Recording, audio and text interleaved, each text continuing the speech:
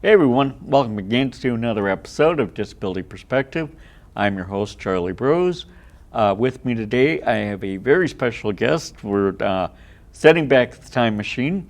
We're going to go back to my elementary school gym teacher who was learning gym at that time, how to do it with people with disabilities. So this is Sandra Lewandowski. Lewandowski. Boy, it's been a long day. That's all right. And, glad to have you here. Kind of go and talk a little bit about how you started in working with the kids with disabilities and how you created a class for them to actually get some benefit, the physical benefit out of it. Well, first of all, thank you for having me, Charlie. I Oh, appreciate being here. It's an absolute pleasure. It's a little surreal. I'm sure neither one of us thought 40 years ago that we'd be sitting together talking about our experiences at Dowling School in Minneapolis. I think where I would start, though, was that as a child, I had a keen interest in sports at a time when women's sports were not prolific like they are now. Right. I remember a love of basketball, and the only time we got to use the gym in my hometown school was after the boys got done practicing on Friday afternoons before their game.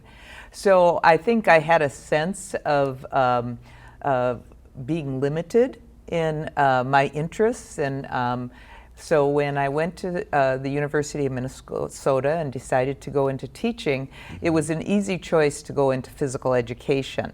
And as I progressed through that program at the U of M, I did my student teaching at Marshall U High School with Ed Prohofsky. A place I'm very familiar with. Yeah, exactly. He was a great man in many ways, a quiet man who did great things. And Ed was a great inspiration. He drove me to do what I did with the sports program I created. And, it's unfortunate we lost him a year ago. So. Right.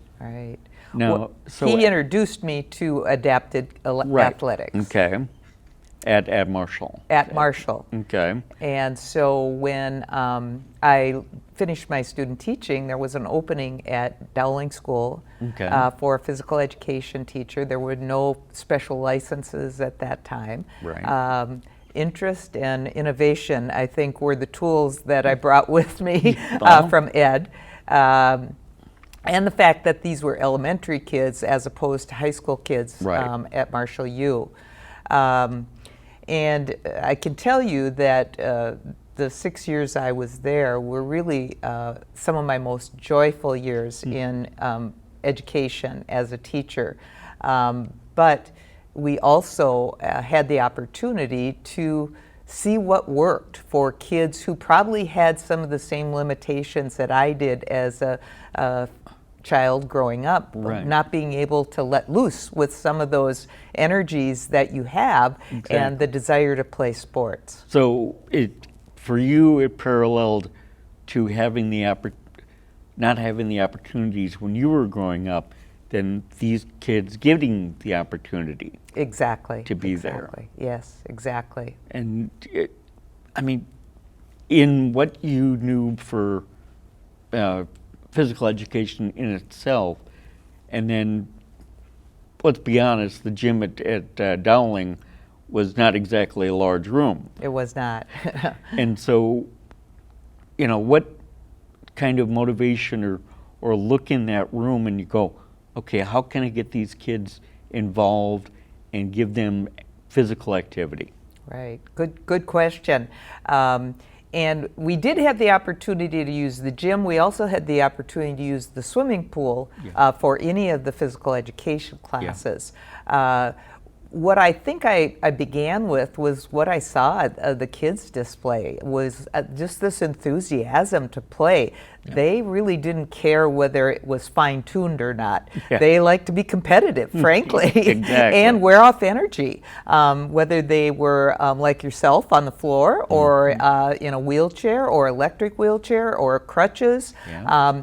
And we took some of the same kinds of activities that were being used in elementary schools across the Minneapolis School District and said, okay, how can we do this with this collection of students? Right. And like I said, it brought a joy of playing competitive sports. Maybe not competitive like you see today's high school world, right. But kids like to compete, they like to have fun, and they like to wear off energy, and the same applied to that group of kids.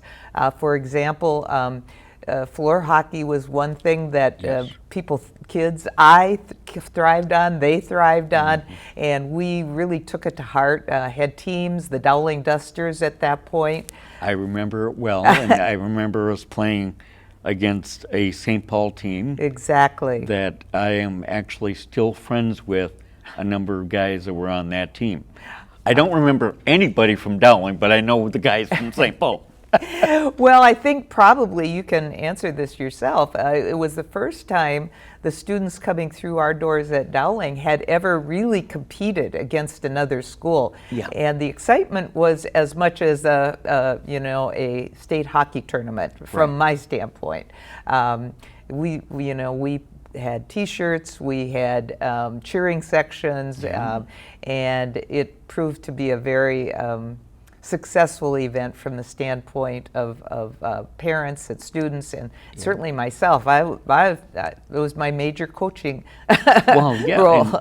And going to that the center that we did to play in, yes, it gave us an opportunity to be outside of our own gym and playing. And I remember we had the great advantage at goalie with a young lady named Sheila Jackson. Yes. So with a blind young lady, and she laid in front of the net. And we used those silly, the curved like field hockey sticks. Yes. And so you couldn't get the puck over her. Yeah. And I think that gave us a true advantage. And it was a great adventure being able to do that and being able to do it outside the school. And, it created opportunities for us that once we got to Marshall, when I got to Marshall, it was the second year of competitive adapted sports. And so I've been involved with that for 50 years now. And it's amazing. And, we have people like you and Ed Bahovsky to thank for that. It was, I'm sure Ed would say the same, but it's our pleasure to be part of it. So I think what we saw was the infancy of what is now a very structured and expansive system for kids with disabilities to play sports, and that's something that all kids should get to do. Yeah, and the variety of adapted sports now available. We have, wheelchair softball. They are working on wheelchair lacrosse, and you have ice hockey teams now, but those are all a lot of kind of niche sports too, for kids at a certain ability level. And so you had to work with the kids that had all varied disabilities, from severe to, highly adaptable. Discovering things to make that work for everybody in the gym had been a pretty big challenge. It certainly was. As you said, it was a wide continuum of abilities, and really, though, what we did was say, what would make it work? And we went from there, whether it was sometimes just taping the floor hockey stick onto their arm. Yeah. It wasn't maybe the most accurate, but if they got contact, it was probably pretty powerful sometimes. So we took those kinds of opportunities for innovation. And I think for the most part, it worked. If it didn't, we tried something else. And but we always tried to infuse, I think, a couple of things. I already mentioned competition, but how you regulate your emotions when you're in a competitive event. Now we call that social emotional regulation. But our kids at that point needed it just as much as any child growing up. Those are big emotions sometimes when you get in a competitive event. And sometimes that carries over, being able to regulate that to a classroom. So we found a way to bring in lots of different skill sets, whether they were aware of it or not sometimes. Certainly the physical ones people were aware of, but things like social emotional regulation was another one. Right.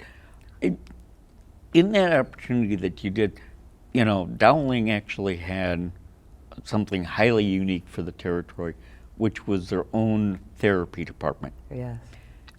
Did you have any interaction with them in helping kids create more mobility for themselves or anything like that? It certainly was an opportunity. We were close-knit as staff. Not only did we have our own therapy department, we had our own physician, orthopedic surgeon and physician at that time. So, we certainly had discussions. I think it was far less formal than it probably is now with special education and IEP conferences, but we certainly had the contact, and I would say the staff got into it just as much as any staff would in terms of pride of the kids succeeding. So there was lots of helps in adapting things that could make it work. Well, and Dowling having the history it had, I mean, this was a school that it was opened in 1924. Right. And it was gifted as part of the Works Act during the Depression. Correct. To build the swimming pool you spoke of. Right. And so that became a really unique feature for you, and to give some of those kids the opportunity. I never used the swimming pool because I sank like a rock. And I would just have to wear a flotation device and be there. Sure. But you had the opportunity to work with the kids in the pool, and we found more currently that the swimming pools, like at Courage Center, are great therapy. Yes. That help create strength for those kids. So, in working with that, what kind of activities did you take place in the swimming pool? Well, again, we kind of took the physical ability, the mobility skills that any individual student had, and started there. And I can say probably at the far continuum, we had a young man, tall young man, that had severe cerebral palsy, and he really only had the function of one hand and one leg. And so he could stand on the pool and hold on to the bar, and he became the champion of holding your breath. He would get his head down in the water and hold his breath. And that became kind of one of the things he could do. He was probably one of, similar to you, if we let him go out on his own, even with the life jacket, he probably would have sunk. But he felt included in the activities. Well, that's very cool. So that's just one example, but we had other kids who could swim really very normally, and so we would teach them the regular swimming. But we always tried to infuse fun in it, just like any good kind of sport gives off to kids. And so we would do shows including choreographed music along with movements in the water. Wow. And invite parents and invite staff, and each year we had a different theme. So it became quite an event, actually. But again, something to look forward to, some reason why you were doing that activity in the pool that could then be included within that choreography. Oh, it sounds very fun and very active, and I'd say talenting Yes. for the kids. Yes. They could work on something that, could show beyond who they are. Correct, correct. As well as working on some of those basic therapy kinds of needs that they might have. Now, and I know in the 30 years that I've run the sports club, I bring kids in, and they're all adults now, but they came in, and you see them create skills that they didn't have when they started, and you had to have seen that in the gym classes, and it's got to be a thrill for you to see the improvement that those kids made. Absolutely, absolutely. I certainly, like I probably mentioned, it certainly is one of the joys of my career, remembering those early years in the gymnasium. And to me, it was probably the spark that kept me going, not only then, but continuing in special education for the rest of my career. Wow, okay. Because, the gym class, you had them, 45 minutes? An hour a day, perhaps? Probably about 40 minutes. I know they were going out one door and coming in the next door. And so you handle the different grade levels as you went along. Exactly. And, I'm sure working with the younger ones had been more challenging to get them, because I remember being in first grade and I thought it was dumb as a rock. So, and, here, hold this. It's like, why? Yeah. Well, some kids had more experience just based on what they had done in their own family or neighborhood. Others had limited exposure to anything that resembled a sport. So you're right. We really had to individualize at all times based on what they brought to us and what abilities they had. And what is that other than what special education has become? Well, and I see Minnesota being kind of a pioneer in both just special education and also in the adapted sports level, because nowhere else in the country that I'm aware of, I believe there may be some programs in Maryland, but has offered at the high school or even the elementary level competitive sports opportunities. Yeah. And, it's got to be thrilling to come here and say, I knew that kid win. Yeah, exactly, exactly. It really was, and I think a part of that, Charlie, was, when you talk about kids, just learning how to play, when they may have had limited opportunities because they were in a wheelchair or because they were blind. Yeah. When we looked around our Dowling campus, there was no playground that was accessible for most of the kids. No, I remember the big swing set out there and even the merry-go-round, and it's like, okay, how's a kid in a wheelchair going to take advantage of this? Yes, yeah, exactly. We saw that as well, and a group of parents and staff collaborated to investigate across the country. Yeah. We visited one place. There may have been more, but we could only find one worthy of a visit at that time. It was in New York, and it was an adapted playground specifically for kids with physical disabilities. Good. And we came back and designed with proper architectural professionals and somehow got money. I don't even recall how we managed to fundraise at that time, but we built an adaptive playground for kids at Dowling. And when you think about kids in elementary schools now, in fact, there's one in Hopkins that has gotten national awards for serving diverse needs of physical kids. Yeah. And ours was basic, but it was certainly one of the first in Minnesota that allowed kids at Dowling School to go outside, kind of get into the sand, get into the swings, do the kinds of things that other kids do because we adapted the equipment to fit the kids. To fit them. And again, learn those social skills that come with playing with other people. Yeah. Dowling is a unique place, and it was always a unique place.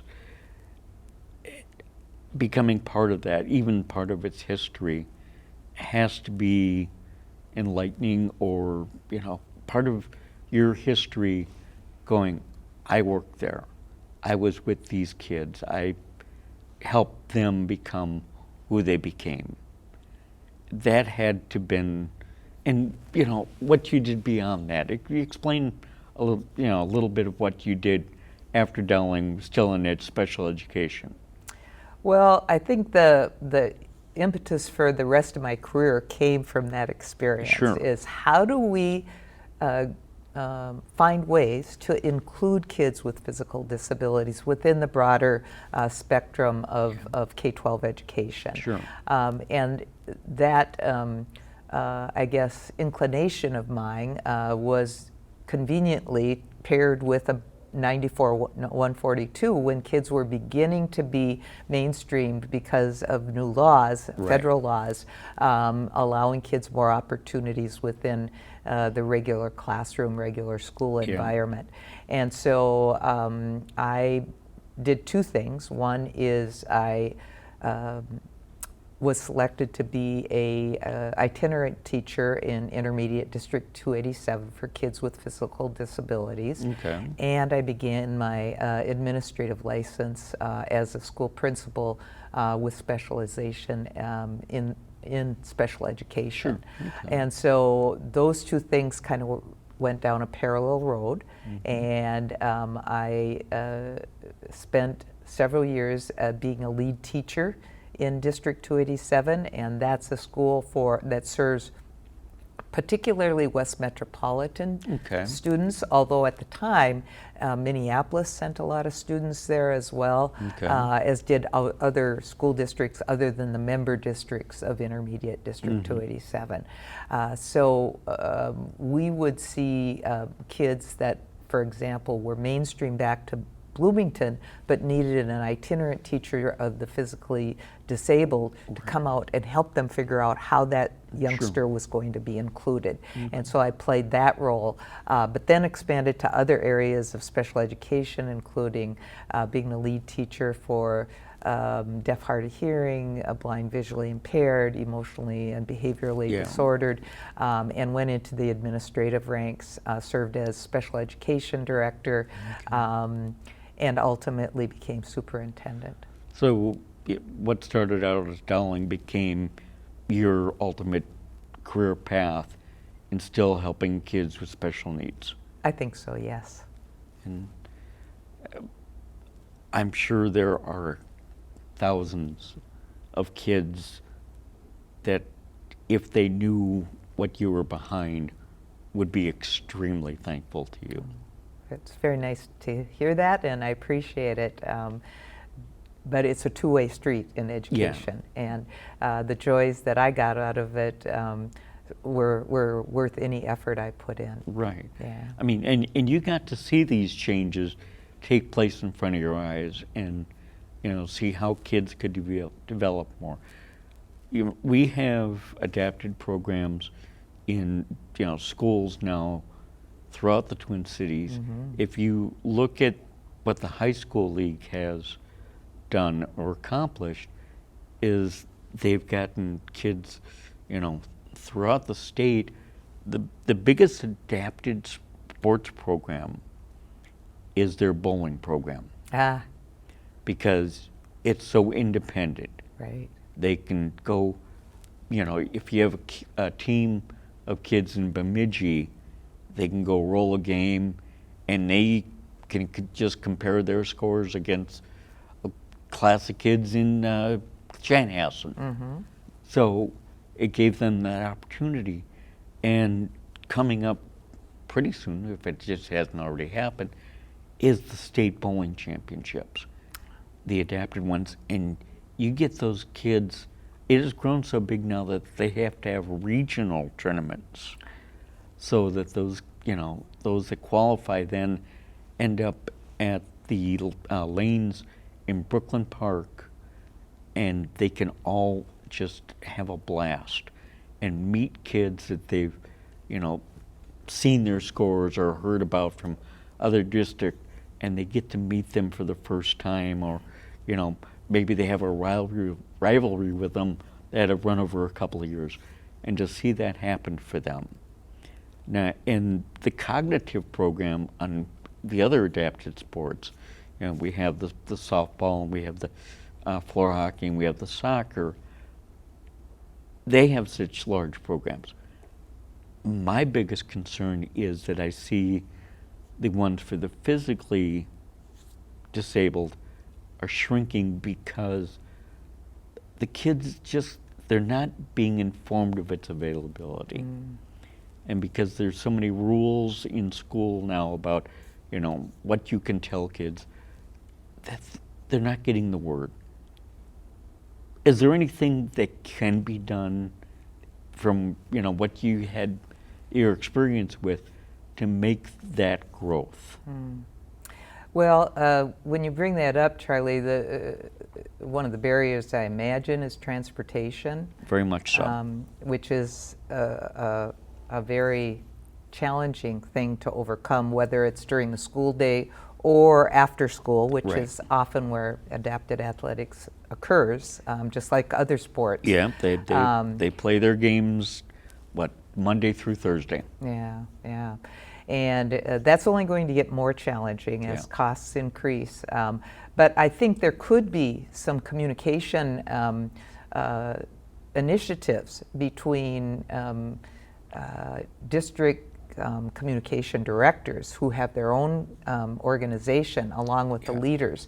There could be some strategic goals that are brought forward that it's more uniform in who gets notified.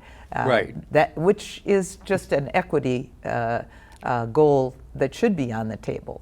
And one of the things I have also witnessed through all these years is they've tried to get the Duluth School District involved, and they simply just won't do it. Is there anything that you can see where it says you got to make these opportunities available wherever you are? I think in terms of adapted athletics, I'm not aware of a requirement that you have to.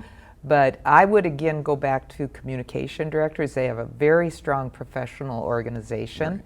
And if there can be agreement, for example, among the teachers or their league, the high school league, about what those messages are, I think there could be at least a stronger outlet for that to occur. Well, time to wrap it up. I really enjoyed talking with you today. We have a long history. Yeah, we do. And running into you in Gold Medal Park on a Sunday afternoon, I believe it was magic, and I'm so glad to be able to keep in touch with you. I want to thank you for being here today. If you ever feel like we can get more into the subjects, I'd love to have you back. Very good. Well, I appreciate this invitation. I'm always open to the future, and it's my pleasure to be here. And seeing you here tells me that your passion has continued for adapted athletics, and you've advanced it a long ways, I'm sure, yourself. So thank you for what you do. I appreciate that. I want to say thank you to Sandra Lewandowski. This is Charlie Burrows. I want to thank you all for watching Disability Perspective. We'll see you all next time.